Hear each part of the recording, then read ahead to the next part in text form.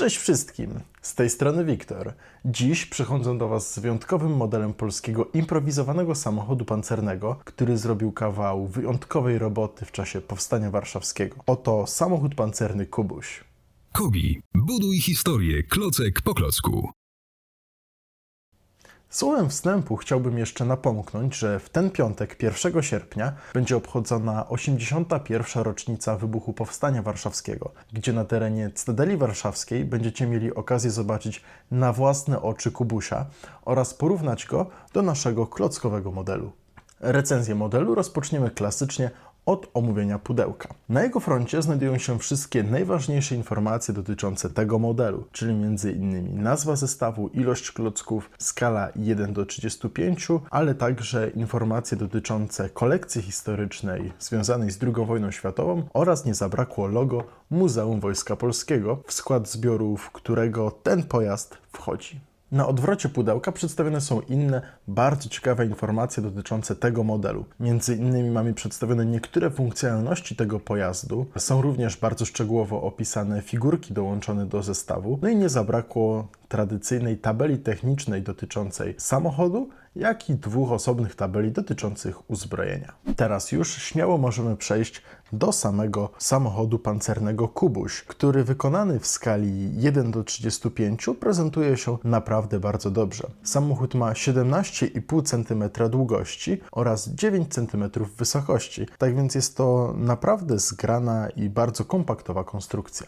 Pojazd jest w charakterystycznych, ciemnych barwach. Są tutaj kolory zarówno szary, jak i ciemny, grafitowy. No i jest to najbardziej prawdopodobny kamuflaż, w jaki pomalowany był powstańczy Kubuś walczący właśnie w Warszawie w 1944 roku. Kamuflaż został odwzorowany nie tylko za pomocą różnokolorowych klocków, ale również nadruków. W tym miejscu najbardziej widać ten kamuflaż, który jest bardzo szczegółowo odwzorowany. Odwzorowano nie tylko ciekawy kamuflaż pojazdu, ale również wizjery i szczeliny obserwacyjne znajdujące się po bokach, ale także na froncie pojazdu, jak i jego insygnia, takie jak właśnie nazwę Kubuś, która znajduje się w przedniej części, jak i element rozpoznawczy batalionu motorowego Wydra, który walczył właśnie w powstańczej Warszawie. Oprócz tego za pomocą nadruków odwzorowane zostały inne elementy konstrukcyjne pojazdu, pancerna osłona chłodnicy, która właśnie została odwzorowana za pomocą specjalnego nadruku.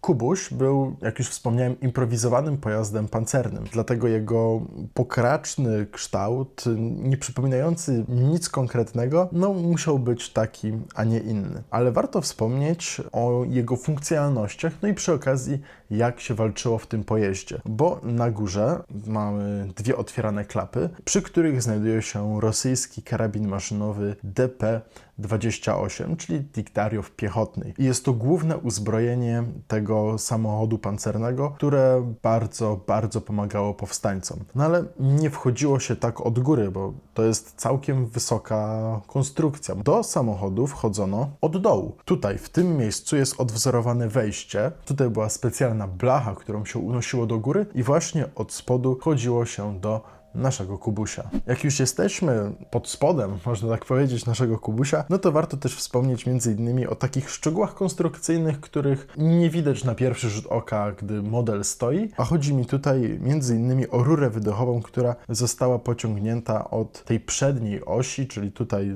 od tego układu napędowego, aż tutaj do mniej więcej połowy naszego pojazdu. Oczywiście mówiąc o układzie biegowym, nie można nie wspomnieć o ruchomych kołach, które obracają się bez najmniejszego problemu i model ma również ten duży atut, że można się nim bez problemu bawić.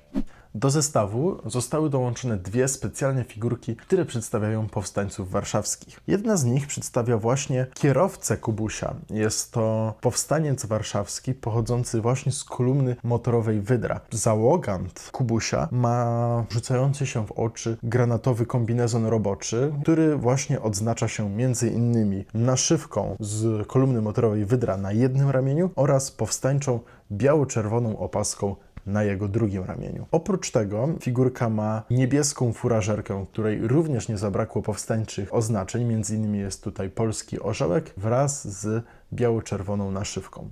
Sama figurka w dłoni ma butelkę z koktajlem Mołotowa oraz brytyjski karabin maszynowy Bren, ręczny karabin maszynowy, który pochodzi najpewniej z alianckich zrzutów. I mając naszego pancerniaka, a właściwie dowódcę, załoganta samochodu pancernego, warto wspomnieć, że po uchyleniu naszych pancernych blach można figurkę umieścić wewnątrz kubusia.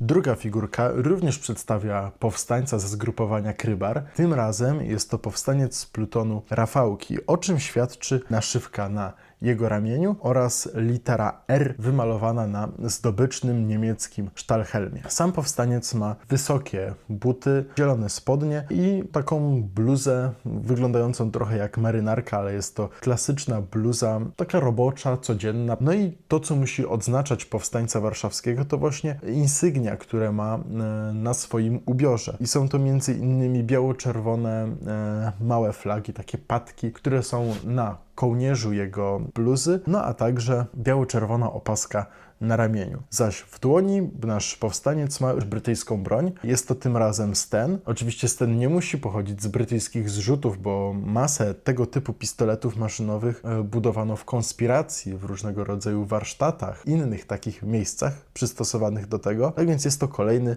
ciekawy element. A w dłoni powstaniec ma granat ręczny. Wspominałem już o niemieckim sztalhelmie, kolorze zielonym, na którym jest wymalowana m.in. litera R oznaczająca pluton Rafałki, ale oprócz tego na froncie znajduje się wielki, charakterystyczny polski orzeł. Do zestawu zostały dołączone inne, mniejsze akcesoria. Mina przeciwpancerna, charakterystyczna wielka mina talerzowa, a także drut kolczasty, którego pamiętajmy, że w okupowanej powstańczej Warszawie było całkiem dużo m.in. na barykadach oraz strategicznych miejscach. W sierpniu 1944 roku ten improwizowany pojazd zbudowano w warsztacie samochodowym Stanisława Kwiatkowskiego na rogu ulic Tamka i Topiel. Elektrownia Warszawska przekazała na cele projektu samochód ciężarowy Chevrolet, blachy, kątowniki, sprzęt spawalniczy i elektryczny oraz elektrody. Pozostałe niezbędne materiały grupa budująca pojazd pozyskała we własnym zakresie. To już wszystko na dziś. Dajcie znać, co myślicie o kultowym kubusiu w komentarzach pod tym filmem. Zachęcam też do odwiedzenia naszych innych mediów społecznościowych na Facebooku, Instagramie i TikToku, gdzie publikowane są nowości i inne ważne informacje. Do zobaczenia w następnej recenzji i pamiętaj, buduj historię, klocek po klocku.